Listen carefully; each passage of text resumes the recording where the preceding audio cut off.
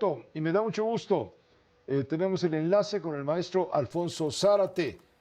Él escribe su columna, muy leída por cierto, en el diario El Universal, Los usos del poder. Él es sociólogo, conferencista, presidente de Grupo Consultor Interdisciplinario, una firma especializada en estrategia y comunicación política y claro, por supuesto, colaborador en este espacio de noticias.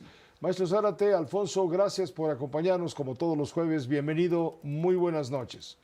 Buenas noches, Pepe. A ver, hay información donde se dice que Rocha Moya, el famosísimo Rocha Moya, impronunciable e impresentable, no es la pieza mayor, que el objetivo en el fondo de parte de Estados Unidos es Andrés Manuel López Obrador.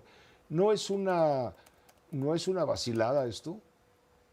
No, Pepe, yo creo que es una percepción correcta. Eh, yo empiezo ofreciendo algunos elementos de contexto que nos ayudan a sustentar mi análisis. Decir, en primer lugar, que las evidencias del pacto de Morena con los chapitos son muchas y muy sólidas. En las elecciones del 2021, el cártel de Sinaloa desplegó su poder para garantizar que Rubén Rocha ganara la gubernatura. ¿Qué es lo que hizo? Bajó a candidatos opositores a punta de pistola, secuestró a operadores políticos desde días antes de la jornada electoral y asaltó casillas y robó urnas. De tal manera que no hay forma de eludir ese tipo de evidencias que están bien documentadas. Y para colmo, Pepe, el propio Rubén Rocha se autoincriminó cuando le dijo al periodista Salvador García Soto que no se podía gobernar Sinaloa sin un acuerdo con los narcos. Ahora bien, ¿quién hizo este pacto con los chapitos, con esta fracción del cártel de Sinaloa? ¿Lo hizo Américo Villarreal, que era el delegado de Morena? ¿Lo hizo Rubén Rocha, el candidato a la gobernatura en ese momento? ¿Lo hizo el gobernador Quirino Ordaz? ¿O lo hizo el presidente de Morena, Mario Delgado? Yo creo que ninguno de ellos tiene el poder, la jerarquía para poder haber suscrito un acuerdo con los chapitos, que el que lo hizo fue Andrés Manuel López Obrador.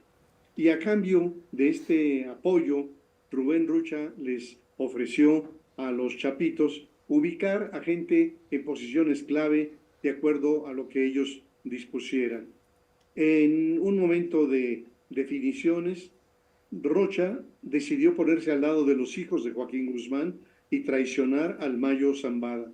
En aquel encuentro en que Zambada fue secuestrado y llevado a Estados Unidos y en donde también fue asesinado Melesio Cuen, enemigo político de Rocha, esa traición de los hijos del Chapo a Ismael Zambada desató esta guerra civil en Sinaloa que no cesa. Como es sabido, Pepe, además del Poder Ejecutivo del Estado, el Judicial y el Legislativo también fueron puestos al servicio de esa facción del cártel de Sinaloa. Pero para las agencias norteamericanas, el actor principal de este acuerdo, que ha permitido que las drogas y en especial el fentanilo lleguen a su territorio, no es Rocha, sino Andrés Manuel. Solo él pudo pactar o autorizar ese pacto. Pero el tema, creo yo, rebasa al estado de Sinaloa. La frase abrazos, no balazos, no fue meramente un eslogan, sino la descarada oferta de impunidad al crimen organizado. El Estado se replegaba para dejarles hacer de las suyas. Y por eso hoy los cárteles han suplantado al Estado en muchas regiones. Cobran impuestos, quitan y ponen autoridades, pero van más allá. Desaparecen y asesinan a quienes se resisten, como ocurrió recientemente con Carlos Manso, el alcalde de Uruapan. Y en medio de esta ofensiva desde Estados Unidos, judicial, diplomática y política, el gobierno mexicano muestra que no tiene propósitos de enmienda. Mientras el país está en vilo, la presidenta luce extraviada y desestima los impactos devastadores de ponerse del lado de Rocha, y llamar a defender la soberanía que dice está amenazada, pero está amenazada sobre todo por las organizaciones criminales en el territorio mexicano. La doctora Sheinbaum tuvo la oportunidad de separarse del apoyo que López Obrador le dio a Rubén Rocha. Yo estoy seguro que los reportes del Centro Nacional de Inteligencia y de las áreas de inteligencia de las Fuerzas Armadas y de la Fiscalía le informaron, le advirtieron sobre lo que ocurría en Sinaloa. Y sin embargo, ella decidió meter las manos a la lumbre y mantener posturas que le resultan irritantes a Donald Trump. Lo más probable es que en el expediente de Rocha, la Fiscalía General de la República no emprenderá una investigación seria y exhaustiva. Va a indagar y a resolver según las instrucciones que reciba de quien realmente manda. Pero si la investigación es una farsa que concluye que no hay evidencias contundentes contra los indiciados, estará confirmándole a las autoridades estadounidenses el encubrimiento y la complicidad del régimen con el crimen organizado, y se abrirá entonces para los gringos la opción extrema y muchas cosas se descompondrán en México, Pepe. De acuerdo, Alfonso, entonces me queda claro que el comunicado del Departamento de Justicia de los Estados Unidos, en donde se menciona a Rubén Rocha Moya, al senador Insunza, Enrique Insunza, al presidente municipal de Culiacán y otros 7 funcionarios, no es el objetivo ni es la acusación principal, sino el Departamento de Justicia simplemente está señalándolos y diciendo, y este es solo el principio, porque saben muy bien a lo que se refieren cuando el gobierno decide proteger a narcopolíticos. Sí, Pepe. Y yo creo que como mexicano es muy irritante escuchar del presidente de Estados Unidos la advertencia de que si en México no hacemos lo que nos corresponde frente a los grupos criminales, ellos lo harán.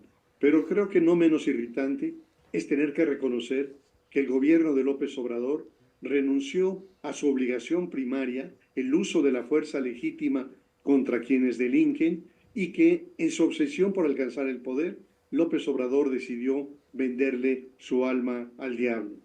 Y yo creo que por eso quizá la indecisión que se percibe en la presidenta Sheinbaum, que debe de estar consciente de que si cae Rocha, Moya, van a seguir otras figuras prominentes de Morena y que las acusaciones pueden alcanzar a Palenque, o puede estar pensando que si deja de proteger a quienes tienen arreglos con el crimen, su gobierno se tambalee. Pero bueno, Pepe protestó guardar y hacer guardar la Constitución. Tomar la decisión de sacudirse de esos lastres requiere de la presidenta mucha inteligencia política y mucha valentía. Ojalá que las tenga. Y la presión de Estados Unidos se suma justamente a todos los obstáculos que se atraviesan justamente en el desarrollo de la presidencia de Claudia Sheinbaum. El camino se ve claro, ¿no? Rocha Sí, acá Moya, ya vimos, Pepe. Morena, Rocha Moya, Morena, López Obrador. Así es, yo creo que va hasta Palenque. Y lo extraordinario es que a lo largo de mucho tiempo, de meses y diría de años, el gobierno norteamericano fue advirtiéndole al gobierno mexicano su preocupación por los vínculos, por la falta de acción en esta materia que involucra a las dos naciones. Y sin embargo, los gobiernos mexicanos, lo mismo el de López Obrador que hoy el de Claudia Sheinbaum, hicieron oídos sordos. Esta decisión reciente de inspeccionar a los 53 consulados mexicanos va en el mismo sentido. Y yo creo que si hay estrategas en el cuarto de situaciones de Palacio Nacional, tendrán que hacerle ver la enorme asimetría política, económica, financiera, militar que hay entre Estados Unidos y México, y que en la medida en que en vez de atender estos reclamos que debieran ser atendidos primeramente en México, los pospone, los difiere, no les da la atención, lo que se está configurando es un escenario realmente muy duro que yo no dudaría en llamar un escenario que pone en riesgo la gobernabilidad de nuestro país. Muchas gracias, Alfonso, maestro Zárate, gracias por tu comentario en tu espacio de los jueves.